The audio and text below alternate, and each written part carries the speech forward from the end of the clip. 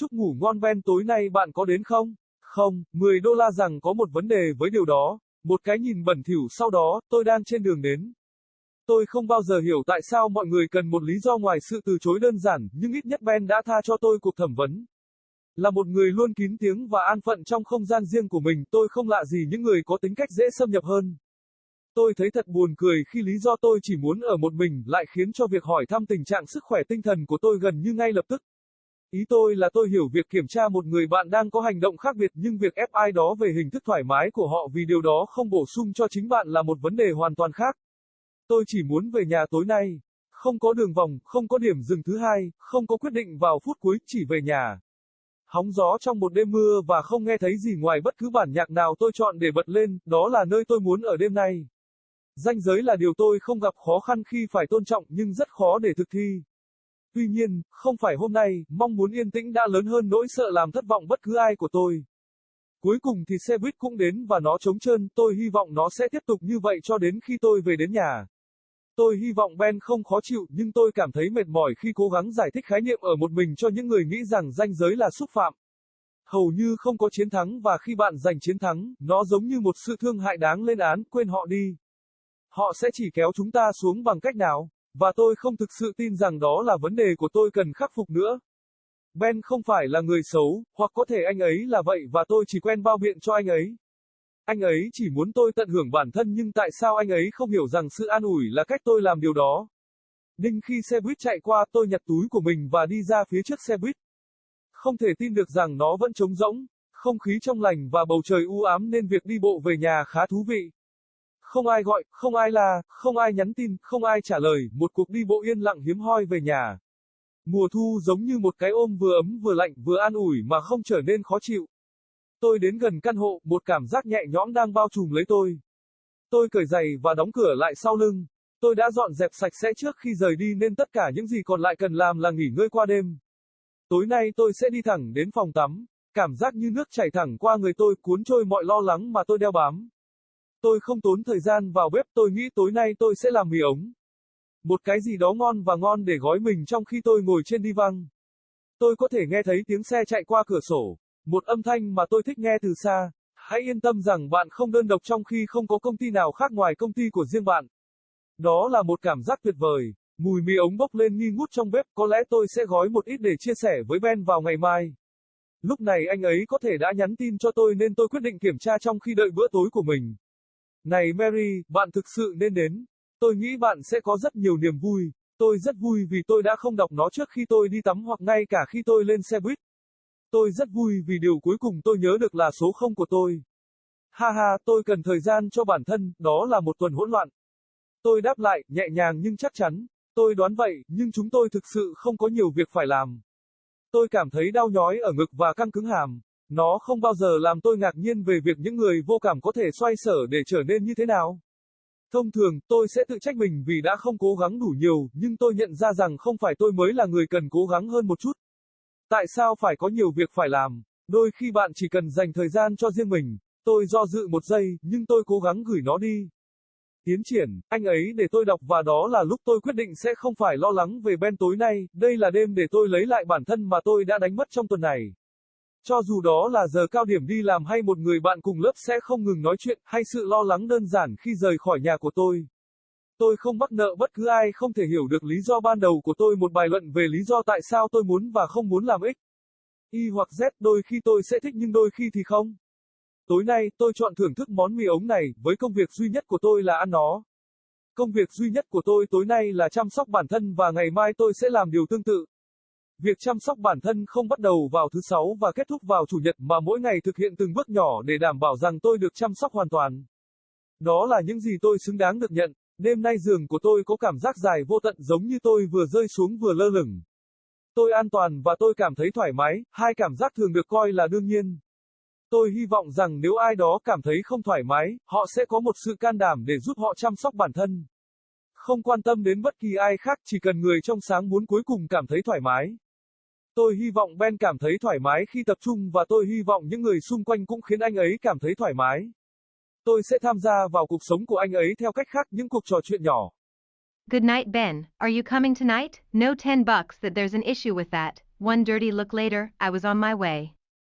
I never understood why people needed a reason beyond simple rejection, but at least Ben spared me the interrogation. As someone who has always been reserved and at peace in my own space, I am no stranger to people with more intrusive personality traits. I find it so funny that the reason I just want to be by myself warrants questioning of mental well-being almost immediately. I mean, I understand checking in on a friend who is acting different, but pressing somebody about their form of comfort because it doesn't complement your own is a whole nother realm of issue. I just want to go home tonight. No detours, no second stops, no last-minute decisions, just home. To wind down on a rainy night and hear nothing but whatever music I choose to put on, is where I want to be tonight. Boundaries are something I don't have trouble respecting, but struggle to enforce. Not today though. The want for quiet has grown bigger than my fear of disappointing anyone. The bus finally pulls up and it's empty. I hope it stays this way until I get home. I hope Ben isn't upset, but I'm tired of trying to explain the concept of being alone to the people who think boundaries are insulting. There is almost no winning, and when you do win, it feels more like a condescending pity, a forget about them, they'll just drag us down anyway, and I don't really believe that's my problem to fix anymore. Ben isn't a bad person, or maybe he is and I'm just used to making excuses for him. He just wants me to enjoy myself, but why doesn't he understand that solace is how I do that? Ding! As the bus pulls over, I pick up my bag and head to the front of the bus. Can't believe it stayed empty. The air is crisp and the sky is overcast, so the walk home is rather enjoyable. Nobody calls, nobody yells, nobody texts, nobody to answer, a rare silent walk home. Fall feels like a warm and cold hug at the same time. Comforting without becoming uncomfortable. I approach the apartment, a relief washing over me. I take my shoes off and close the door behind me. I cleaned up before I left, so all that's left to do is wind down for the night. Tonight I'm heading straight for the shower. The water feels like it's passing straight through me, washing away any worries I let creep in. I waste no time heading for the kitchen. I think tonight I'm gonna make pasta. Something nice and savory to wrap myself in while I sit on the couch. I can hear the cars passing by through the window, a sound I love to hear from afar. To be reassured you're not alone while enjoying no other company but your own. It's an amazing feeling. The smell of the pasta fills the kitchen as it simmers on the stove. Maybe I'll pack some to share with Ben tomorrow. He might have messaged me by now, so I decide to check while waiting on my dinner. Hey Mary, you really should have come. I think you would have had a lot of fun. I'm glad I didn't read this before I took the shower. Or even when I got on the bus. I'm glad the last thing I remembered was my no. Haha, I needed the time to myself. It's been a chaotic week. I respond, light but solid. I guess, but we didn't really have much work to do. I feel a sting in my chest and my jaw tightens.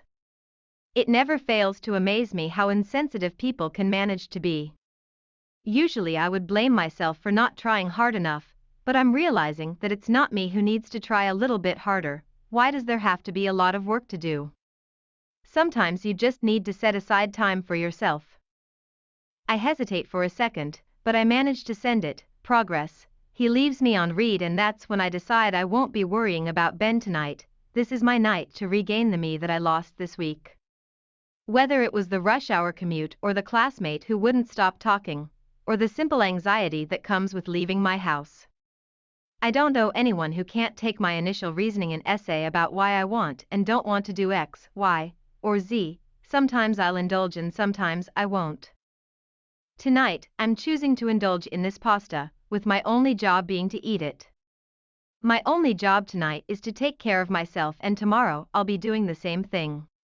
Self-care doesn't start on Friday and end on Sunday. It's taking little steps every day to make sure I'm taken care of wholly. It's what I deserve. Tonight my bed feels endless, like I'm falling and floating at the same time. I'm safe and I'm comfortable, two feelings that are often taken for granted. I hope that if someone is feeling uncomfortable, they have a surge of courage that sends them into caring for themselves. No concern for anyone else, just the pure want to finally feel comfortable. I hope Ben is comfortable at his gathering, and I hope those around him make him feel comfortable as well. I will participate in his life differently. Little conversations.